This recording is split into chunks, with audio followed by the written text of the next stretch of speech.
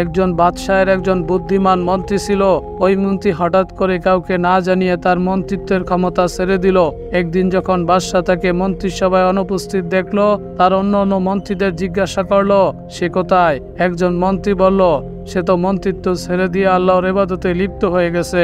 অতঃপর বাদশাহ তার কাছে গেলেন এবং জিজ্ঞাসা করলেন, হে মন্ত্রী, তুমি আমার মধ্যে কি ভুল দেখেছো যে কারণে মন্ত্রিত্ব ছেড়ে দিলে? মন্ত্রী উত্তরে বললেন, 5টি কারণে। প্রথম কারণ এই যে আপনি বসে থাকতেন আর আমাকে আপনার সামনে দাঁড়িয়ে থাকতে হতো, আর এখন আমি এমন আল্লাহর ইবাদত করি যে আল্লাহ আমাকে নামাজের মধ্যে তার সামনে বসার হুকুম দিয়েছেন। দ্বিতীয় কারণ এই যে আপনি যখন খানা খেতেন তখন আপনাকে আমার ইবাদত করতে হতো, আর এখন আমি এমন রিজিকদাতার ইবাদত করি যিনি নিজে খায় না কিন্তু আমাকে খাওয়ায়। তৃতীয় কারণ এই যে আপনি যখন ঘুমাতেন তখন আপনাকে আমার পাহারা দিতে হতো, আর এখন আমি এমন আল্লাহর ইবাদত করি সে নিজে ঘুমায় না, বরং আমি যখন ঘুমাই তখন সে আমাকে পাহারা দেয়। চতুর্থ কারণ এই যে আমি সর্বদা এই ভয়ে থাকতাম যে যখন আপনি মারা যাবেন তখন হয়তো আপনার দুশমনেরা আমাকে আহত করবে অথবা মেরে ফেলবে, আর এখন আমি এমন আল্লাহর ইবাদত করি যে কোনোদিন মরবে না,